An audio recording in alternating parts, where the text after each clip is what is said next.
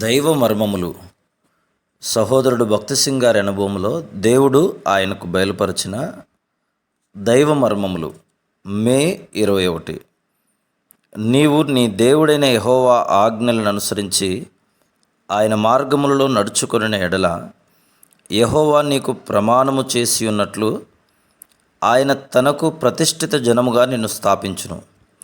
ద్వితీయోపదేశకాండము 28:9. బెన్యామీను గోత్రం వారు కొందరు యెబూసీయులను యెరూషలేములో ఉండనిచ్చిరి. మొదట వారు దాసులుగానే జీవించిరి. క్రమేణా ఈ కొందరే బలమైన జనాంగమైరి. దావీదు అతనితోనున్న మనుషులు యెరూషలేమునకు వచ్చినప్పుడు ఈ యెబూసీయులే వారిని హేళన చేసిరి. దావీదు వచ్చినని వినినప్పుడు ఎంతో తృణీకారంగా, దావీదు ఎవడు, ఒక గ్రుడ్డివాడు వెళ్ళి అతనితో యుద్ధం చేయగలడు అనిరి. యెరూషలేమునందు వారు ఎంత బలముగా స్థిరపడి ఉండిరనగా, వారు దైవజనుడైన దావీదును వెక్కిరించి ఎగతాళి చేసిరి. విశ్వాసులుగా నుండి మనం ఎన్నో విధములుగా నష్టపడుట చూచుట ఎంత విచారం. నేను నామకార్థ క్రైస్తవులతో కాదు, తిరిగి జన్మించి ఉన్నామని చెప్పుకుని వారితోనే మాట్లాడుచున్నాను.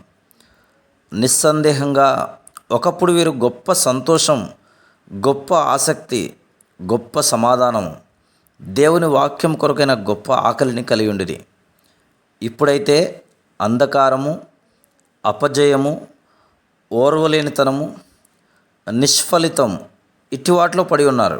ఏలనగా ఒక్కడేగాక అనేక మంది యెబూసీయులు వారి హృదయములలోను కుటుంబములలోనూ ప్రవేశించి ఉన్నారు. యెరూషలేము నుండి యెబూసీయులను దావీదు పారద్రోలుట సులభమైన కార్యం కాదు. దేవుడు తన స్వంత విధానంలో దావీదును సిద్ధపరచవలసి ఉండెను. మొట్టమొదట దాదాపు 8 సంవత్సరముల పాటు దేవుడు దావీదును సౌలు వలనేమి, అబ్షాలోము వలనేమి, ఇతరుల వలనేమి బాధాకరమైన శ్రమల గుండా వెళ్ళనిచ్చెను. తర్వాత హెబ్రోనుకు తీసుకుని వచ్చెను. అక్కడ 7.5 సంవత్సరములు ఉంచిన తర్వాతనే ఆయన దావీదును సియోనుకు తీసుకుని వచ్చెను. అప్పుడే యెబూసీయులను దావీదు తరుమగలిగెను. అటు తర్వాతనే పరలోక ఏర్పాటు బయలుపరచబడెను. తరువాత దేవాలయము కట్టబడెను. తరువాత దేవాలయము మహిమతో నిండెను. Praise the lord.